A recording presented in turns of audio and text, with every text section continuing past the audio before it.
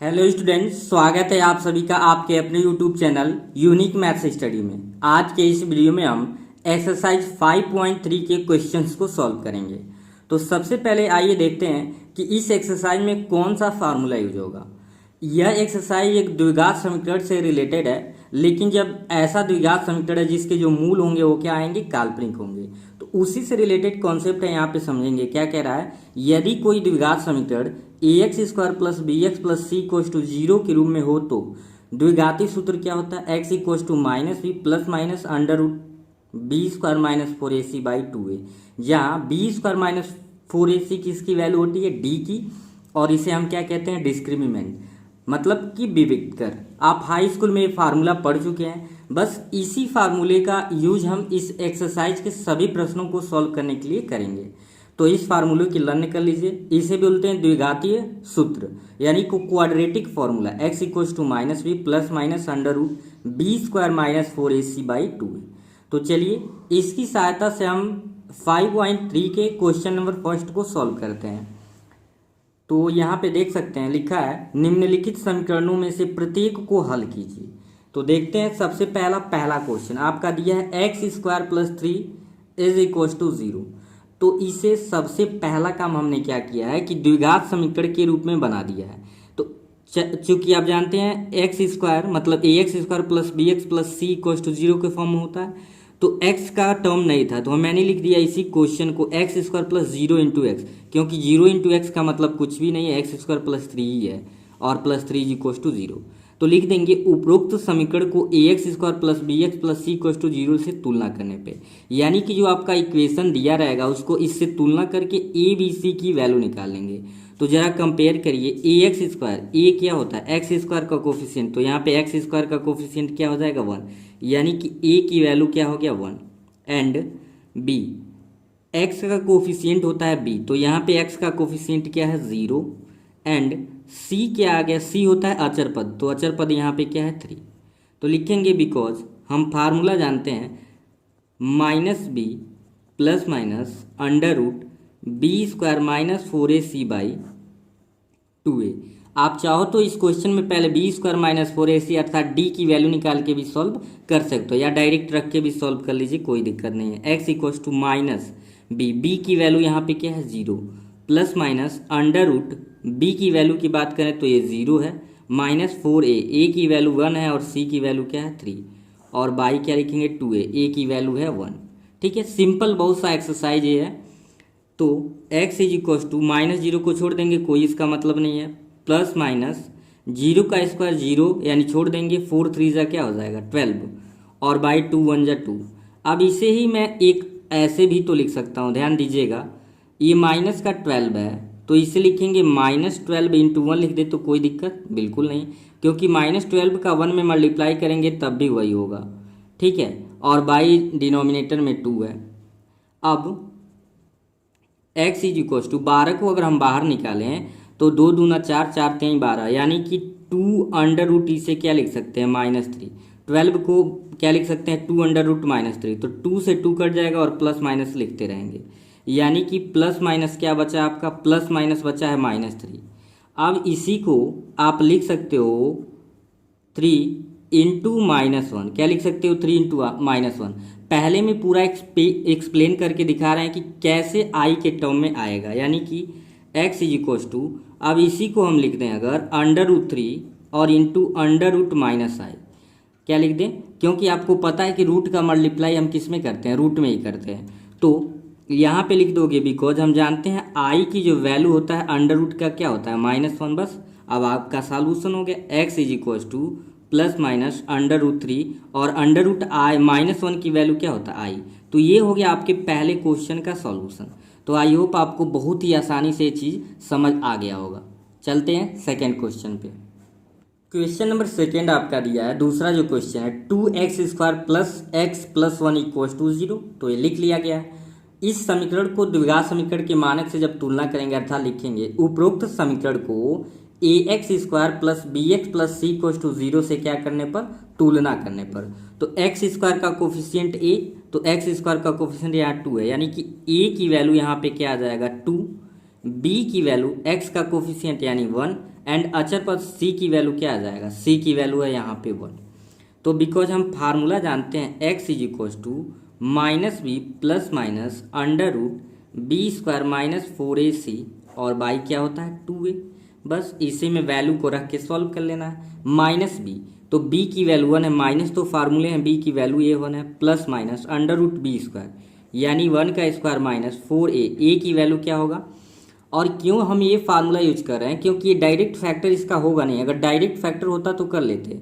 जैसे इसका गुणा इसमें करोगे एक्स स्क्वायर के जो गुणांक है 2 1 जा 2, तो ऐसा क्या मिडिल पार्ट को हम तोड़ सकते हैं कि गुणा करें तो 2 आए और जोड़ें तो 1 आए, तो ऐसा होगा ही नहीं। तो इससे पॉसिबल है कि द्विघात सूत्र के द्वारा ही लगाना पड़ेगा, इसलिए ये फार्मूला क्या कर रहे हैं, यूज कर रहे हैं। आपके पास ये भी क्वेश्चन हो सकता था।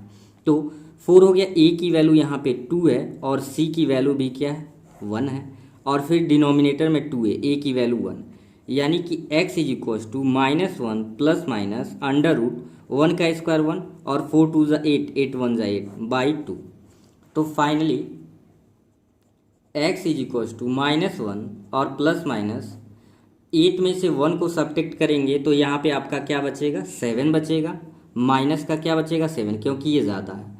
अब पहले क्वेश्चन के जैसे इसको हम क्या लिख सकते हैं -1 plus minus under root 7 into under root क्या लिख सकते हैं -1/2।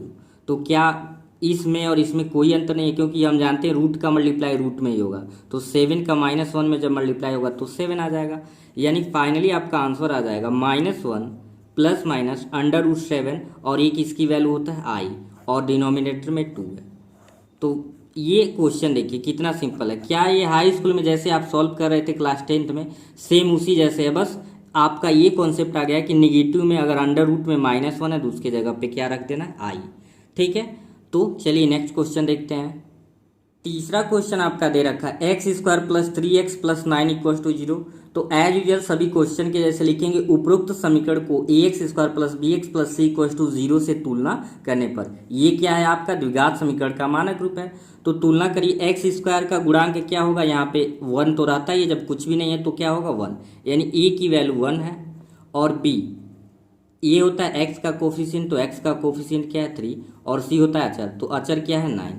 फिर वही लिखेंगे बिकॉज हम जानते हैं, या यहाँ पे ऐसे भी लिख सकते हो वी नो दैट, या हिंदी में भी लिख सकते हैं हम जानते हैं। फार्मूला क्या होता है x is equal to -b plus minus under root B square minus 4ac और बाई में आपका क्या होता है 2b।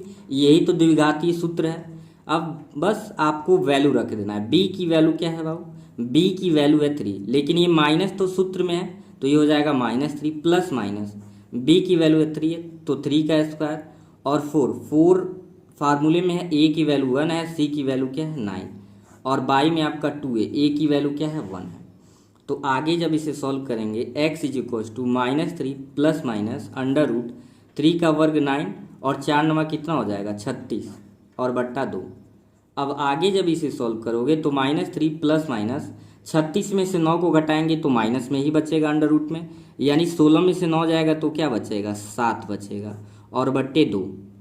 ठीक है, 27 को रूट से बाहर भी आप थोड़े से निकाल सकते हैं कुछ टर्म को, यानी कि आप इसे लिख सकते हैं 3 इंटू माइनस का क्या लिख देंगे 1, सॉरी यहाँ पे फिर 3 लिख देते हैं, 3 3 9 3 27 और -1 से गुणा करेंगे तो -27 बट्टे 2, 3 गुणे 3 एक साथ भी लिख सकते थे। x is equal to pair बन गया 3 का, तो पेयर जब बन जाता है तो रूट से बाहर हो जाता है और बाकी आप क्या लिखोगे 3 इंटू अंडर रूट का -1/2। अब क्या करना है, फिर वही अंडर रूट -1 की वैल्यू आई पुट कर दीजिए, ये -3 प्लस -3 अंडर रूट 3 और ये क्या हो जाएगा आई का मतलब यहाँ बार बार मैं बोल रहा हूँ क्या होता है, आई होता है आयोटा। ठीक है, ये आपका आ गया आंसर। तो आई होप आपको कोई भी दिक्कत नहीं हो रहा होगा, सिंपली सा फार्मूला ABC की वैल्यू निकाल के और आपको रख देना है। तो चलते हैं आज के वीडियो का last question number 4। Question number 4 आपका है -x² plus x minus 2 is equal to 0। फिर वही उपरोक्त समीकरण को आपको ax² plus bx plus c equal to 0 से क्या करना पड़ेगा, तुलना करना पड़ेगा। तो यहाँ देखिए x² का कोफिशिएंट a, तो a की जब वैल्यू हम निकालेंगे तो देखो यहाँ पे क्या होगा -1 होगा, क्या होगा -1, और b के वैल्यू की बात करें तो b की वैल्यू x का कोफिशिएंट कुछ भी नहीं होता है तो 1 तो होता ही है सबका, तो 1 हो जाएगा। और c की वैल्यू होगा -2, क्योंकि ये प्लस है लेकिन यहाँ पे माइनस है। ऐसे कैसे होता है, जैसे इसी को हम लिखें तो -1 इंटू क्या लिख सकते हैं, x square plus 1 into x और प्लस -2 इज इक्व टू 0। तो अब जरा देखिए क्या ऐसे ए बी सी की वैल्यू इस तरीके से भी आप समझ सकते हो कि वैल्यू ए बी सी की कैसे आती है।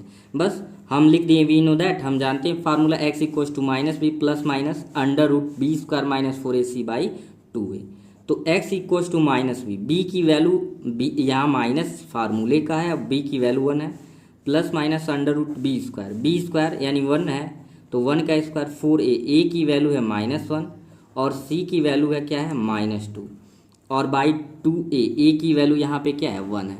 अब इसे ही सॉल्व कर लेना है, x is equal to -1 plus minus 1 का स्क्वायर 1 होगा, माइनस माइनस प्लस यानी 4 2 जा क्या हो जाएगा, माइनस तो ये पहले से है लेकिन ये माइनस प्लस यानी 4 2 जा क्या हो गया 8 और बाई 2 1 जा कितना हो गया 2। This implies x equal to -1 plus minus, अब देखो 8 में से 1 को सब्ट्रैक्ट करेंगे, अंडर रूट में माइनस का क्या बचेगा 7 और बाई 2। इसे आप ऐसे भी लिख सकते हो -1 प्लस माइनस और इसे लिख सकते हो 7 इंटू अंडर रूट का -1 बाई 2। अब अंडर रूट का -1 की वैल्यू पुट कर दीजिए, यानी कि फाइनली हो जाएगा x equal to -1 plus minus √7 और अंडर रूट -1 की वैल्यू आयोटा यानी i बाई 2।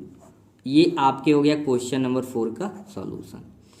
तो आज का ये वीडियो आपको कैसा लगा कमेंट सेक्शन में ज़रूर बताएं और साथ ही चैनल पे नए हैं तो चैनल को सब्सक्राइब करके बेल वाले आइकन को ऑन कर लें ताकि नए वीडियो का नोटिफिकेशन आपको मिलता रहे। तो फिर मिलेंगे अगले क्वेश्चन में, तब तक के लिए थैंक यू।